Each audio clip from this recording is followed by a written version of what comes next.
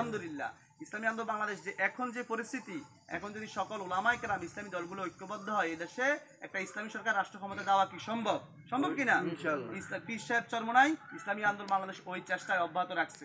রামগঞ্জ উপজেলার ৪ নং ইসাপুর ইউনিয়নে ইসলামী আন্দোলন বাংলাদেশের উদ্যোগে ইফতার সামগ্রী অসহায় গরিব মানুষের মাঝে বিতরণ করা হয়েছে।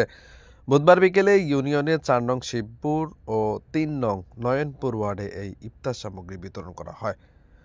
ইফতার সামগ্রী বিতরণে প্রধান অতিথি হিসেবে উপস্থিত ছিলেন ইসলামী আন্দোলন বাংলাদেশ রামগঞ্জ উপজেলা কমিটির সভাপতি আলহাজ ডাক্তার রফিকুল ইসলাম। বিশেষ মেহমান হিসেবে উপস্থিত ছিলেন ইউনিয়নের সম্ভাব্য চেয়ারম্যান পদপ্রার্থী ইকবাল হোসেন তালুকদার সহ আরও উপস্থিত ছিলেন উপজেলা ইসলামী আন্দোলনের joint secretary engineer Mohammad Yasin Patwari, উপজেলা অর্থ সম্পাদক নূর হোসেন বিএসসি, ইউনিয়ন ইসলামী আন্দোলনের সভাপতি ডাক্তার ইসমাইল হোসেন, ইউনিয়ন মুজাহিদ কমিটির সদর মোহাম্মদ সাইফুল ইসলাম, সেক্রেটারি কামরুল ইসলাম সেলিম, নিকটস্থ মাদ্রাসার মোহতামিম মাওলানা আব্দুর রহমান, ৪ নং ওয়ার্ড সম্ভাব্য মেম্বার পদপ্রার্থী ও ওয়ার্ড সভাপতি মনির খন্দকার সহ অসংখ্য নেতাকর্মী উপস্থিত ছিলেন।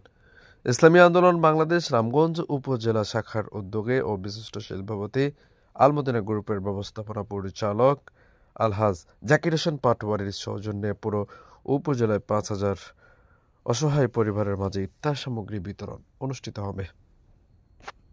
পারভেজ হুসাইন, আমার টিভি। স্বাধীনতার ৫৩ বছর পার হয়ে গেছে, আমরা তার কোনো সুফল পাই নাই। আমরা কি করি? বারবার এক একটা দলকে ক্ষমতায় পাঠাই, বারবার, তারপর ওই দল ক্ষমতায় যাওয়ার পর আমরা আবার বেহুশ হয়ে যাই, দলটার নামে আরেক দল পাঠাই। এইভাবে শুধু আমরা পালা বদল করি, শুধু নেতা পাল্টাই, কিন্তু আমরা নীতিটা পাল্টাই না। নেতা যেমন আমাদের স্লোগান, আমাদের স্যার বলছে নেতা নয় নীতির পরিবর্তন চাই, পীর সাহেব চলবে না, এই স্লোগান আমাদের স্লোগান। এই স্লোগানে আমরা বিশ্বাসী, কারণ আমরা দেখতেছি যে বাংলাদেশে বারবার নেতাই পরিবর্তন হইতেছে কিন্তু শান্তি আসতেছে না। আপনি যখন ৯১ থেকে ৯৬, ৯৬ থেকে ২০০১, ২০০১ থেকে ২০০৮, ২০০৮ থেকে এই ২৪ এই পর্যন্ত যে আওয়ামী লীগ বিএনপি দেশটাকে ভাগ করে নিছে, এই যে এরপরে এ চালাইছে, শান্তি আসছে? যখন বিএনপি ক্ষমতায় ছিল, বিএনপিকে নামায় আপনারা আবার আওয়ামী লীগকে নির্বাচিত করে রাষ্ট্র ক্ষমতায় পাঠাইছেন, শান্তি আসছে? শান্তি কেন আসে নাই? কারণ আপনার শান্তি যেটা দিয়ে হবে, যেই বিধান দিয়ে শান্তি হবে, ওই বিধানটাই আপনারা বাস্তবায়ন রাখেন নাই। তো এই আপনারা এই যে আওয়ামী লীগ সরকারের পতন হয়েছে, এরপরে আমরা ভাবছি দেশে কিছু শান্তি আসবে, ভাবছি না?